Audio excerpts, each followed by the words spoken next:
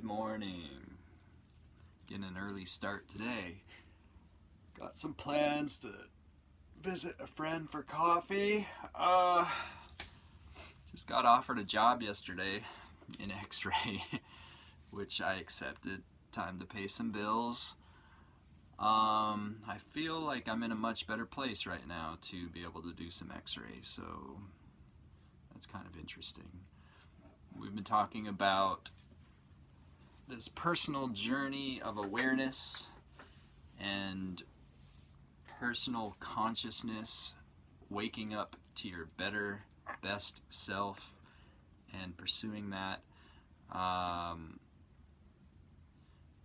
went to a wedding a while back, and the bride was saying that her husband, like she was announcing from the front, that her husband, you know, some of the things that she loves about him are that he makes her the best version of herself. And I understood what she was saying, but the question I had was, really? She's arrived at the best version of herself? And, you know, I questioned that because A, no other human being is going to help you or cause you to become the best version of yourself. That's going to happen with you. And B, I don't think any of us is ever going to arrive completely to where we can say, I am the best version of myself. We might be on the way. We might be into our journey quite a ways, but we're always just going to be like uncovering more and uncovering more. As you work on becoming aware, guess what? You start to become aware of the shit in your life that you don't like. You start to realize certain problems that you maybe didn't even realize you had, or problems that you did realize you had seem to become intensified because you realize just how much you don't want those things in your life. So I'm dealing with a personal struggle right now in my life with anger and rage. And some of you might think, really? You know, I'm fairly soft-spoken. I live a fairly peaceful life, but I'm also very idealistic, and I like things to go my way. I like to have control, and that's really the source of my issue is I like to have control. I like the world around me to be right. And when the world around me isn't right, I have struggled with dealing with that appropriately, or in a way that I want to deal with that. So, you know, first of all, we need to face the things that we struggle with. I can sit here and be honest with you. There are things that I have done as a result of my anger and rage that I don't feel proud of, but at the same time, I don't need to sit here and feel full of shame, because that was then and this is now, and I'm at a point in my life where I'm working on these things. So I think when you have an issue, as you're trying to pursue the best version of your life, when an issue is uncovered that you're struggling with, the first thing you need to do is just realize that you have it. Realize that it's something that you have in your life that isn't you. It's something that's in your life that you don't want. It's not the best version of yourself, and you want to do something about it. A lot of people just never address it. They just shove it under the rug. It's just the way I am. That's bullshit, dude. That's not the way to deal with your stuff. First, you have to face it, and then put it out in the open.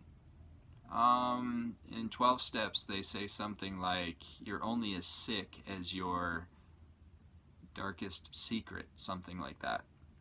Carl Jung talks about these things as our shadow side, and talks about how shedding light on our shadow side is essential. So don't be afraid of the stuff in your life that you're not proud of. It is what it is.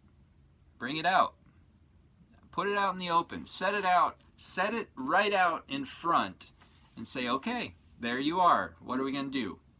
What's the plan here? Don't beat yourself up. It's simply an issue that, I grew up as a young kid having a lot of independence, and I probably developed this idea that whatever I wanted to do, I was just going to do. And when I started to realize that things don't always go the way you want them to, as a young kid, what were my coping strategies? I just simply learned to get pissed. And I've been doing that my whole life. So, what can I expect? I was never really sat down and taught skills. I never went to counseling to figure out what was going on inside me regarding these issues. So now I'm dealing with that as an adult on my own. Well, not on my own anymore, because if you have issues that are difficult, that you're struggling with, I would recommend getting some counseling. I'm seeing a counselor, and we're talking about anger management. We're talking about the source of my anger, which is control issues. And, he's sending me, he's giving me anger management resources that I can use that I'm finding helpful, coping strategies. But we're also dealing with the source of that anger, why it's in there. And, I'm understanding that my perspective is something that I need to work on. So that's what I'm doing. But it's going to take time. I wanted to show you a couple books So, The Untethered Soul is a must-read. This book is thebomb.com. I love this book so much. It basically talks about, the thoughts that are in your head that you're constantly listening to. Blah, blah, blah, blah, blah, blah. It's talking negatively about you. It's bringing in fear. It's creating this whole dialogue that goes on inside your mind constantly. Well, guess what? That voice is not you. That is not you. You are the one sitting there listening to that voice. So that voice then, as you begin to realize it's just this voice, it becomes like a roommate, kind of an obnoxious one. And you, sitting in the soul temple, get to decide how you feel about all the things that this roommate is saying. You probably cannot get rid of the roommate, like you can't just evict him, but you can learn to take what he says or she says with a grain of salt. And The Untethered Soul has a lot of powerful information about untethering from all of those voices and all of those stories we've written for ourselves, and just simply changing the story, saying, no, I'm not going to listen to that voice. No, I'm not going to do that. And it talks, it gets into things like anger and rage, and realizing you can just simply detach from those things. And do you want that kind of energy to be running your life anyway? Is that the story you want to continue to write? So I'm going to reread that one. This one, I just finished it, and I'm going to reread it. It's that good. You guys get that book. This one is Getting Over Getting Mad. It's a simple little book about anger and rage. It's got coping skills. It's got dealing with your significant other. It's got dealing with coworkers, and it's got dealing with children. So I especially like the beginning part of this book, and I just wanted to read one quick paragraph right in the very first pages. Getting to know yourself and all your emotions, including anger, is the process of becoming an individual. It's not a quick or an easy trek. It's certainly not as simple as deciding one night that you won't lash out again and then putting your resolve into practice. It's a process full of thrashing around. No one gets it right all the time. It takes years of polishing and practicing. So when you realize you have a problem and you start facing that problem, be realistic. You're not just going to say, okay, well, I wasn't trying to make the untethered soul sound like it's that simple where you're just like, okay, well, I'm just not going to be that way. That's not how it works. There is a process of striving and thrashing around, making mistakes, learning new techniques to cope with some of these issues, figuring out what the sources of your issues are, and really processing and digging deep into yourself to figure out why they're there and how to adjust your thinking to correct those bad ways of thinking, unhealthy ways of thinking. Let me see. So, yes, the process of self-awareness may not always be an easy one. As you begin to become more and more aware of yourself, you become aware of the fact that there is a lot of work to do. You become aware of issues that are going to take time and effort. They may take counseling. They may take all kinds of books and resources. The third book that I'm dealing with right now in this area is a book called Nonviolent Communication, NVC. Most of the communities that I visited, almost every single one, was using NVC as course material. Some required you to take NVC classes before you could become a member of their community. Others were using the book as conflict resolution. This book is everywhere in community. Everyone is using it.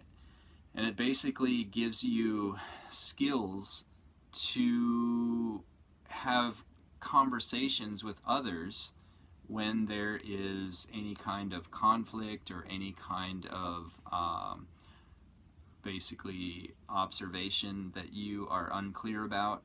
So I recommend getting that book as well. That is a must read. So 2 must reads today, The Untethered Soul and Nonviolent Communication. If you want to work on yourself and work on your relationships, you need these books. What else?